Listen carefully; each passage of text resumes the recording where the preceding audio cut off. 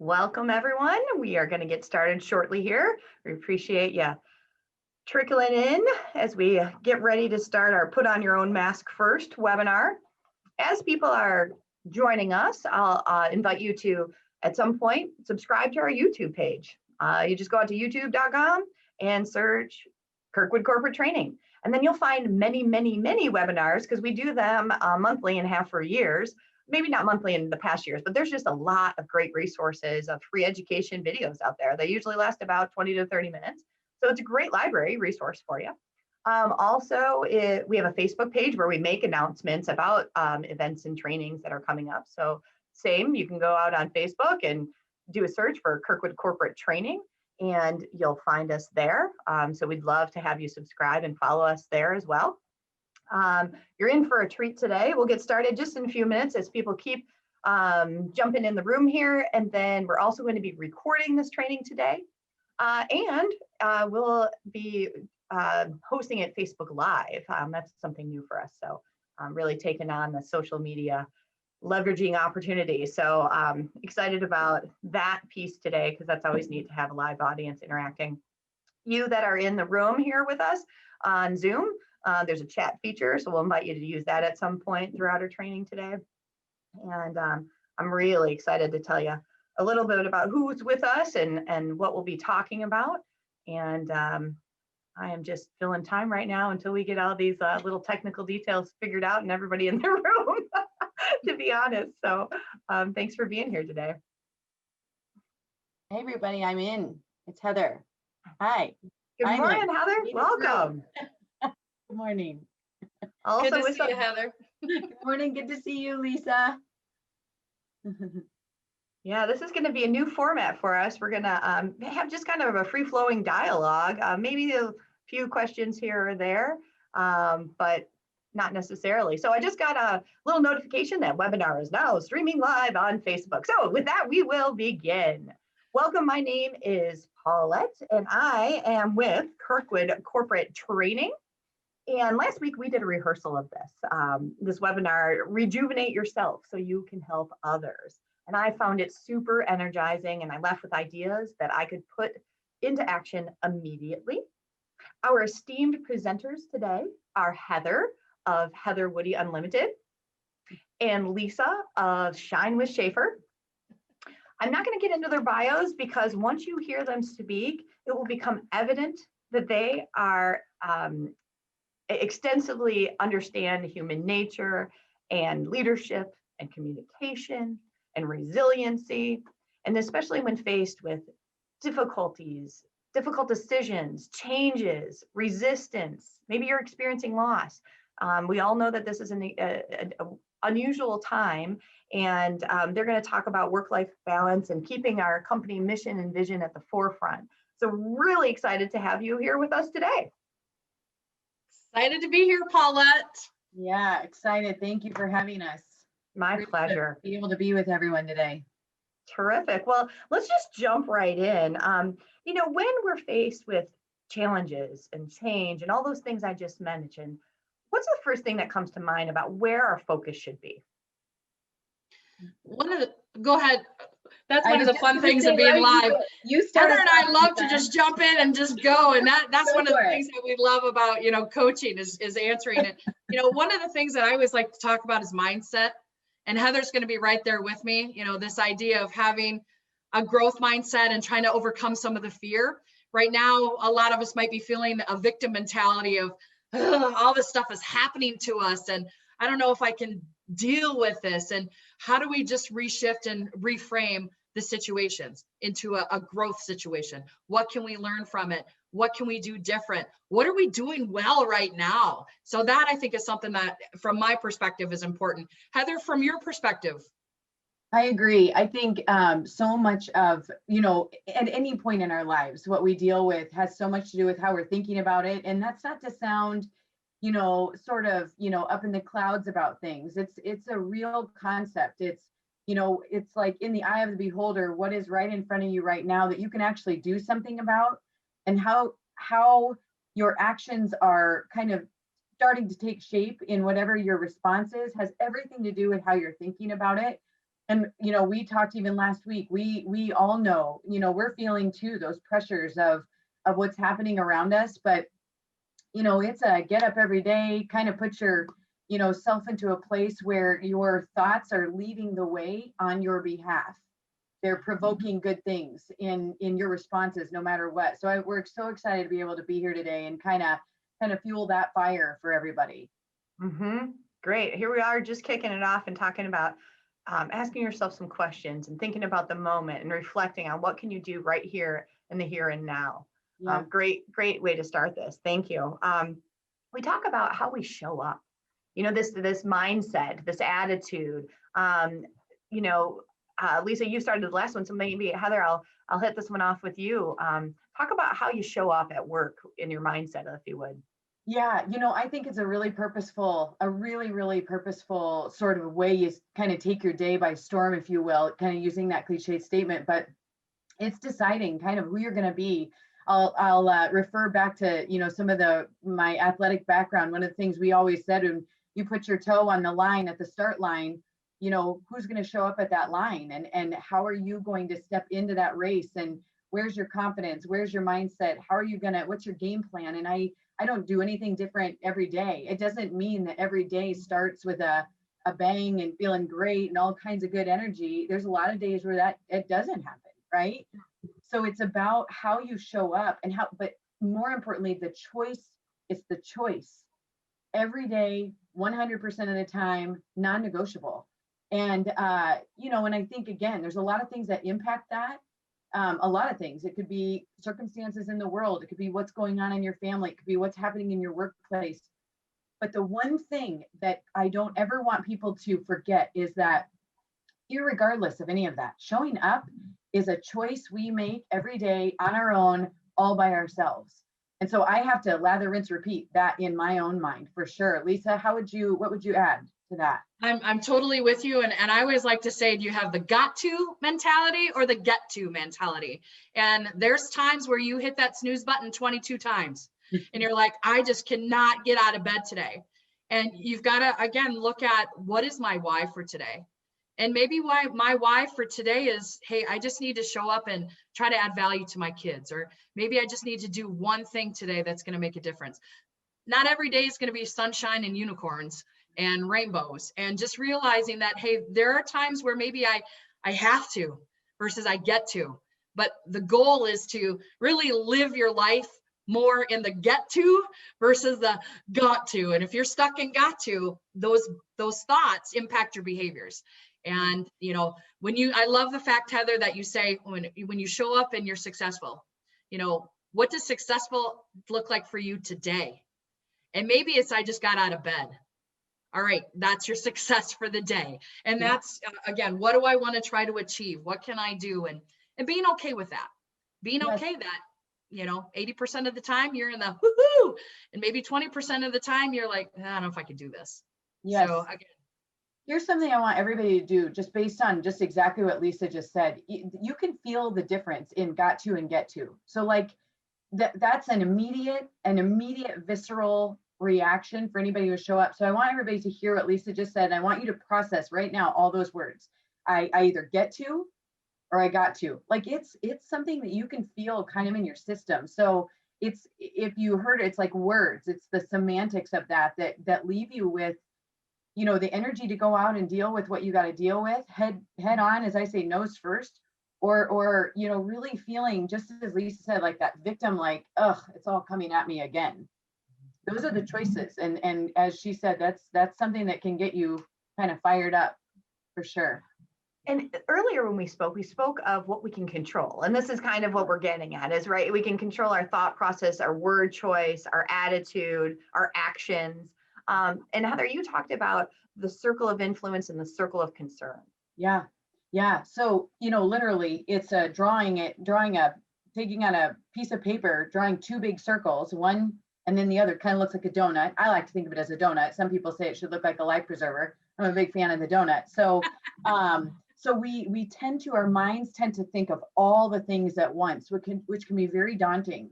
So the job is really doing that. It's like when your mind is overwhelmed, drawing those two circles on a piece of paper, which I firmly believe is when you can process stuff out, pen to paper, that itself is a therapeutic event. But writing out all those things that are just gnawing at you in that outer ring, and then really sharpen your focus on what are the few key things that if I can shift my focus in the center of that target there, can make all the difference in my day, in my 1 minute from the next. So, the first thing that always goes in my circle is usually my attitude. I can control my attitude. What is my attitude at this moment? What do I need to focus on right now in this moment? What can I influence? And some of that other stuff just has to fall away or just be set aside, because honestly, we can't fix everything.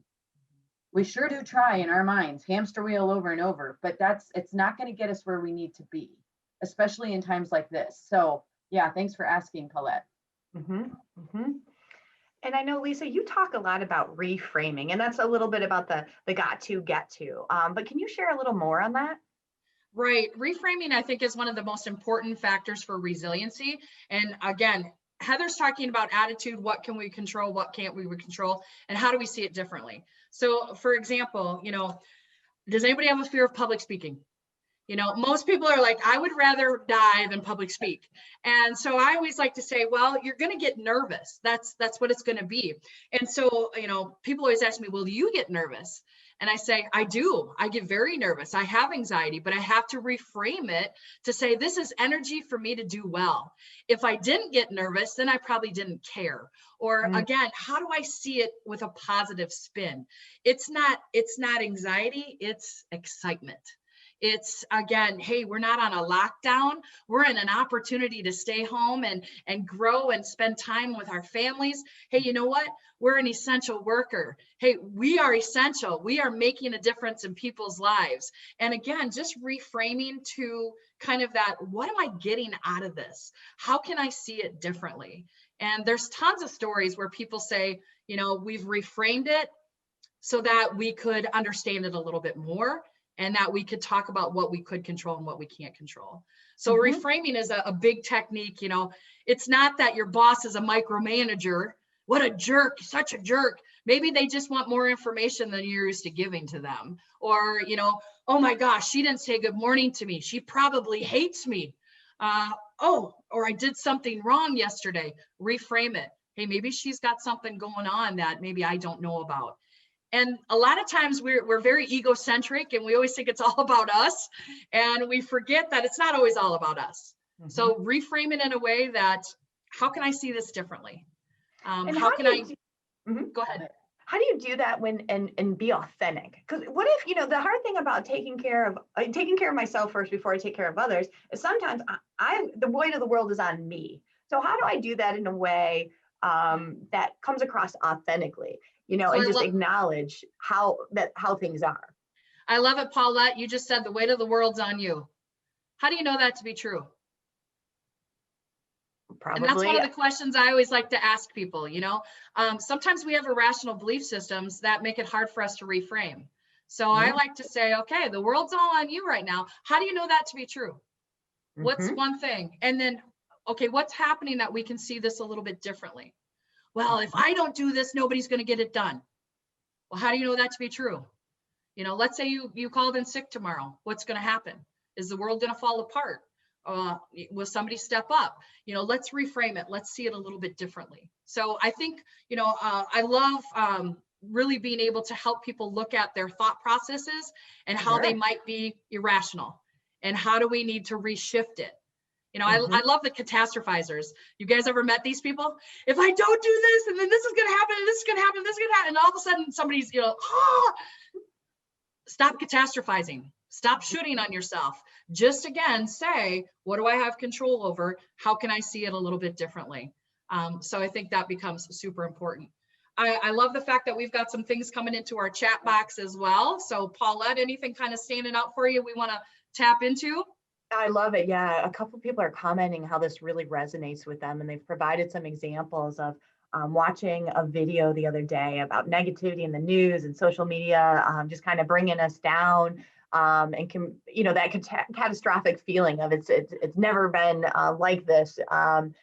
but yet we've never been more prepared to combat a pandemic than we were, and that the quality of life globally has improved, and air and water is cleaner than ever before. And so really that reframing resonated very much with our contributor. I think his name was Rex. I'm not seeing Rex's name anymore.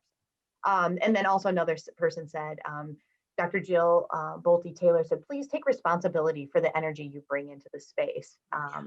And that's important. How, talking about how we show up. We've talked a little bit about our legacy or our brand in our previous discussion. So do we want to talk a little bit about that? That Lisa, you had something about 5 years from now. What do I want people to think of me? And I think Dr.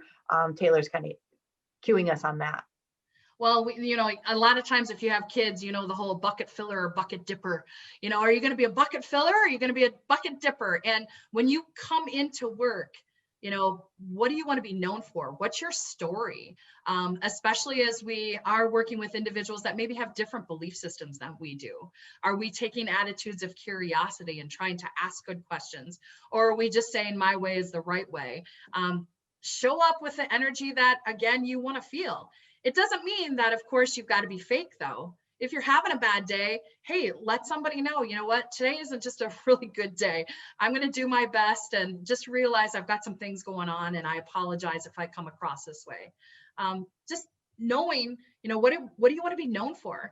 I love some of my friends that are like, well, I only have 5 years, 379 days, 52 seconds until I retire. I don't need to do anything until I retire. And then I say, well, okay, what do you want people to say the last day you walk out on your retirement? Oh, that person was such a jerk, or they were so hard to work with, or they quit without leaving. What do you want your legacy to be? And I think when we look back on this time as well, how do we want to remember this time? Do we want to remember ourselves as stressed out and crabby and not getting along? Or do we want to say, hey, I was able to grow during this time. Maybe I saw some dark spots, some dark shadows in myself that I was able to work through. Heather, what about you? I would agree. I mean, I'm sitting here, listening to, just thinking, we get to shape the story, right? So we have a lot to do with how, again, we feel about our own story. What's happening? Is it happening at us? Is it happening to us? We have a tremendous amount of control around that. And I think about, we talked about begin with the end in mind. So if I have a snapshot of, how do I want to be known? How do I want to know myself? I don't want to keep referring to myself as somebody who just, oh, poor me, or, oh, this or oh, that. I want to refer to myself as somebody who can figure stuff out. I've been using this term all year long, that everything is figure outable. Like it's been a thing where I've been on a bench saying it probably every day. When I hear things like, well, we really can't, I'm like, nope, back that train up. Stop it right there. Everything's figure outable. What can we do about this? So that begins to fill in, I think, the kind of the blanks in your story. And again, that's, as we all know, that's not a guarantee that everything's just going to go right all the time and it's going to be great. That's not a guarantee. But by golly, if we're going to be known for something, let's be known, because we did not let up on how we show up. And I love Lisa's example. So you show up at the office and oh, here I am again. I get to do this again. I get to do this again. I get to be one of those people that have a job, and I choose to show up here, and so I'm going to influence as much of this as I can, the best way I can, in spite of how anybody else is reacting or responding around me. And that's not being Pollyanna, because there are some realities that are very hard in our workplaces. There are people that I like to say have an attitude only a mother could love, and I bet the mom didn't love it that much either, right? But what we do is we choose how we allow those influences. So whether it's the times, the people, if it's up to me, I'm hanging tough with these ladies right here for the rest of time, because I'm going to use the example of the story, right? The story going into this is new. It's a new webinar. Oh my gosh, I'm nervous.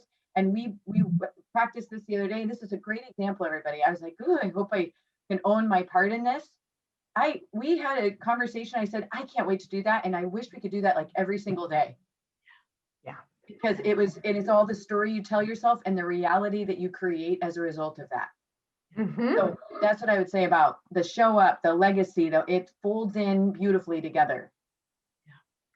Wonderful. I think that's a great point. And, I think one of the things too is sometimes times are tough.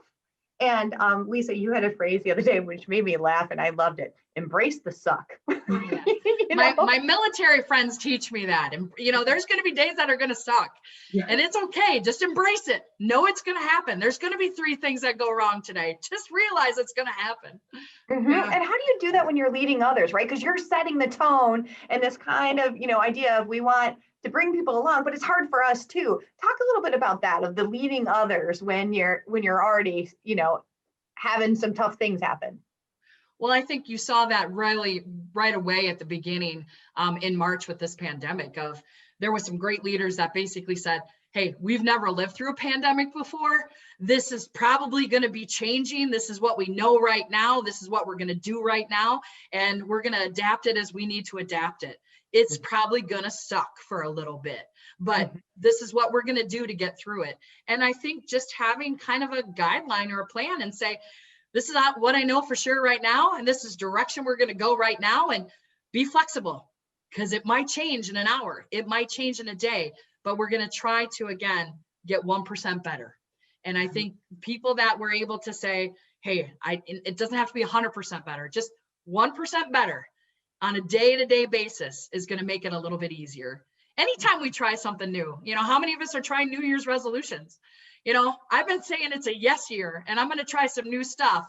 And I'll tell you, I've had to embrace the suck because Saturday I tried some new stuff and I kept falling. I tried downhill skiing and I was falling, and then I had to see what I need to do different. And I'm like, I'm going to get a lot of bruises, but it's a yes year. And I'm going to be 1% better next week than I was last week.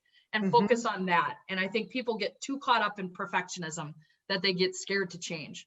Yeah. So yes, that's good. So I'll show you my bruises sometime. I won't do that today, but I'm trying to make it a yes year, ladies. And I think that's what we need to do is kind of make it a yes year. Yeah. You know what? I think, again, that's another thing I want to quick point out. So that everybody just got an image. Lisa just gave us all an image. Let's throw on the skis. We got to get our stocking hats on. We got to get everything on, and let's and choose to get in it and go. Choose to go downhill, not downhill in a bad way, a good way. Get in there, But I think that's a great analogy. It's like, I don't know I don't know what the next hour is going to look like. I don't know what March is going to look like, but I know I can do this. I've shown myself. That's one of the things too that I would add to that is in exact kind of parallel to that is we all have moments in our life where we've already conquered. We already have the skills built in. They're already baked in. We have everything we need baked into our systems right now. Now it's about kind of resurrecting those stories when it did suck at some other point in your life and going, what did it take to get through that? Okay, I'm going to borrow a piece out of my own playbook. I don't need somebody else's play. I'm going to borrow it out of my own playbook. Yes.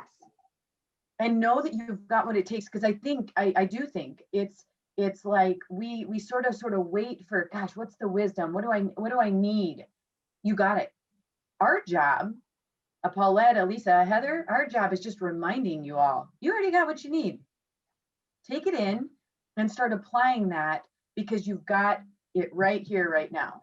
So I just wanted to kind of throw that in, get in the skis.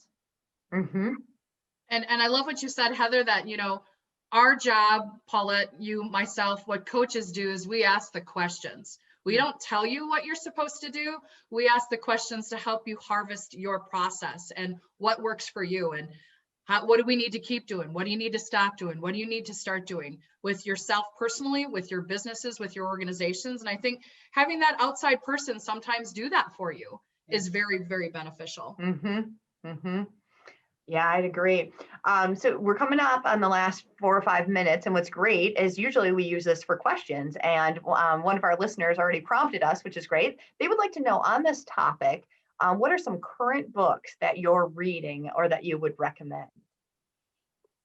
So Right now, there's a couple of things that I'm reading. I'm actually teaching some work, even to some high school and college kids around just their mindset. And, mindset can be one of those things. I had a client that always called it, they always had a name for mindset. They're like, you're just trying, mindset, I don't think it's a real thing. It's a real thing, but it's called Mindset.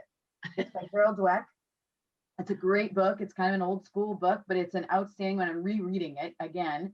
And, I look up on my shelf. I mean, there are so many choices on that, but I'll tell you what, one of my other favorites was last year, and I'm going to reread it again, is a book called Relentless by Tim Grover.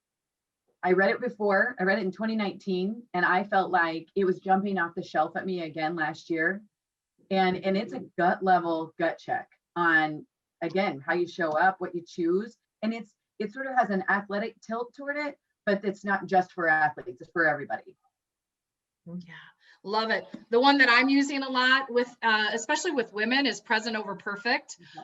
Because a lot of times I think with irrational belief systems and helping people try to see things differently, we do have perfectionistic tendencies. So again, it's present over perfect. Shauna Niequist, she actually has a workbook to go with it.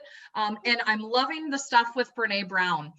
Dare to Lead right now is probably one of the great books talking about this idea of courage and vulnerability. And that's what she's studying. And how do we use that in leadership so we can show up with our genuine self and not be just people pleasers, saying yes to everyone all the time. So anything by Brene Brown is fabulous. And again, present over perfect is what I've been using as well. So those are my two big ones right now. Yes. And can you tell me the author of Present Over Perfect one more time, please? Shauna Niequist, Niequist, and it's Shauna. Thank you. All right. Another listener asked that we put the names in the chat, so they are there for you. We're running up on 1 minute. So would you like to just close with any final thoughts, Heather? And then you, Lisa.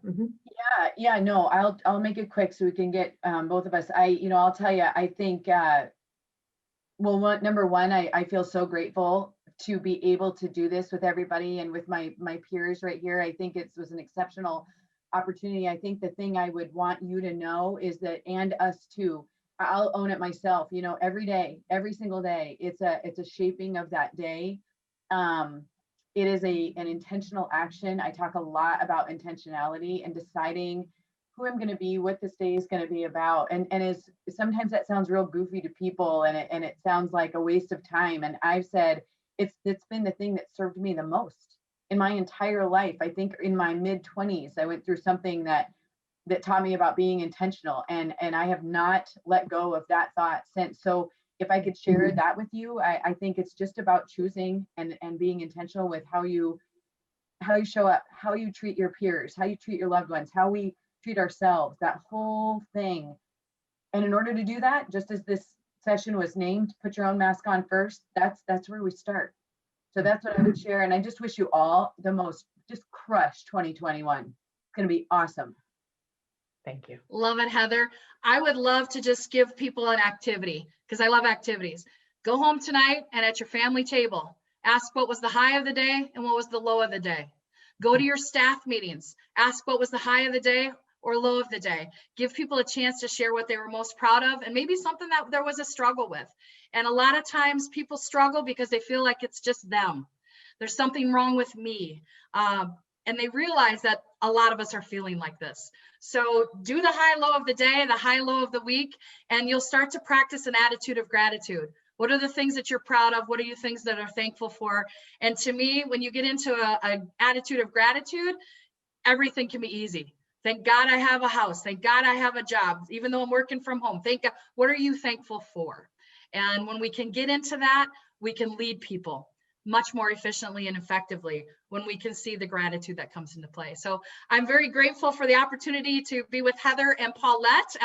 They're my soul sisters, and glad to be able to be with you as well today. And hopefully, again, we'll see you in the near future. Thank you to our listening audience. You are amazing women, lifting people up, doing amazing work. I'm so grateful that you're part of my work life and our team here at Kirkwood. So everyone, have a great, fabulous day, and I hope you can take some of these ideas forward. Oh, and one last question before we go. Who's the author of Mindset? Carol is Carol Dweck. Carol Dweck. D-W-E-C-K. All right, I missed that one. Thanks for catching them, Matt, Pam. Yeah. Thanks, everyone. Have a wonderful Thank you. day. Have a great day.